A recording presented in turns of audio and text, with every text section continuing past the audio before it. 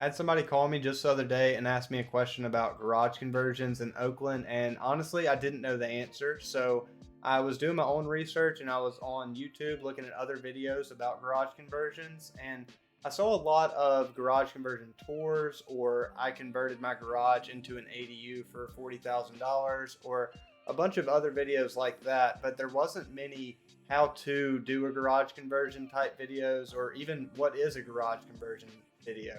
So in this video, I'm going to talk about what is legally required in order for you to convert your existing garage into an ADU. Some of the challenges that arise, talk about some of the advantages and disadvantages of a garage conversion compared to other ADU types.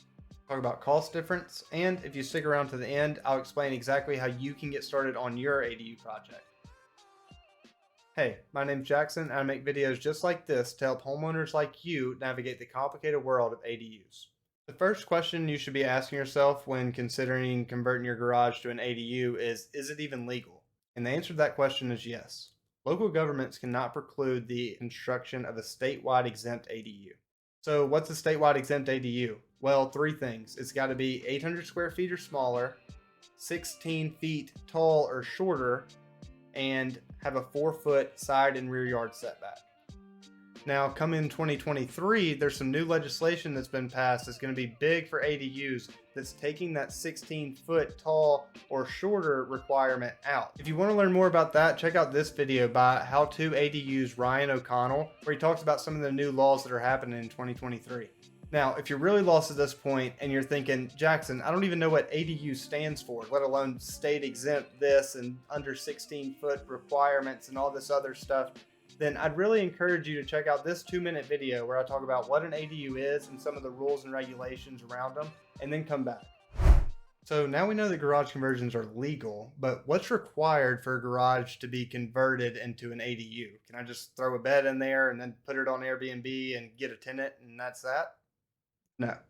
If you're just getting back from the first video, then you just learned that ADUs have to have utility connections for water, sewage, and electrical, and they also have to have a kitchen and a bathroom.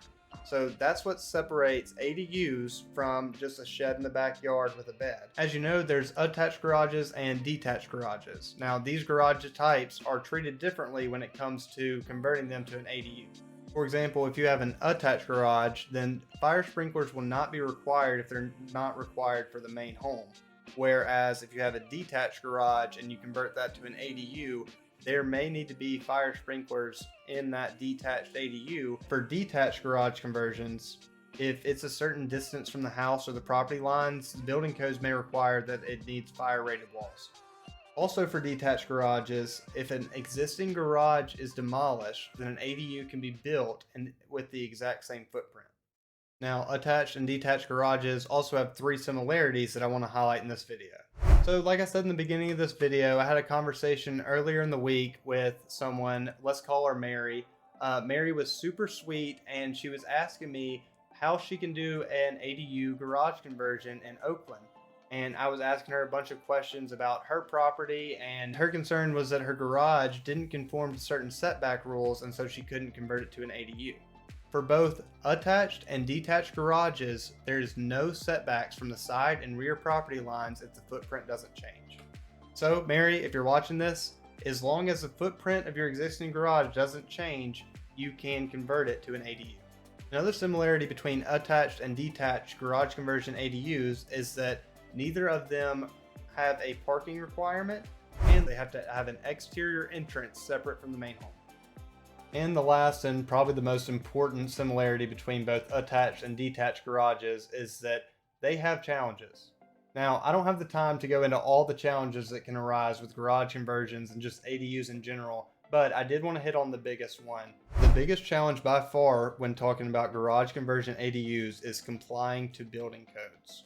Garages, most of the time, are built to house cars or bikes or storage, not people. So turning that habitable space from a non-habitable garage can be a bit complicated.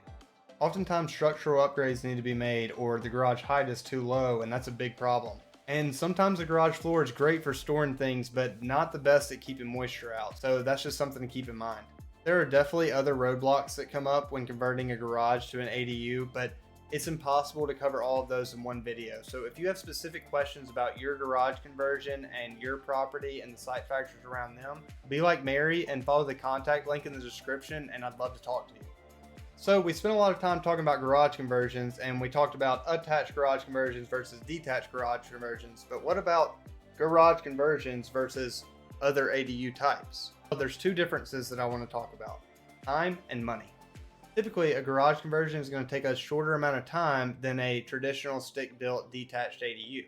But depending on the shape of your garage, this time varies a lot. If your garage is in really good shape, it might take a smaller amount of time to do all the construction work needed in order to make that space habitable. But if your garage is in not the best shape, there's a chance that you might have to demo the whole entire structure and then build a detached ADU in its place, which is fine. You can do that if it's in the same footprint.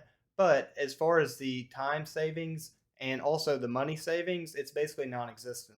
And lastly, as promised, if you're ready to get started on your garage conversion project or any ADU project, if you've sat down with your family and you determine this is a solution for us, this would solve a compelling issue in our lives, follow the contact link in the description and a member of our team will reach out to you, and I can't wait to talk to you. If you're considering an ADU on your property and you just don't know yet and you want to look at more of them or see some of our past works, then you can check out our website, actonadu.com, where you can look at 3D walkthroughs of ADU projects that we've completed. If you enjoyed this video or got something out of it, make sure you leave it a like and consider subscribing if you want to see more videos like this.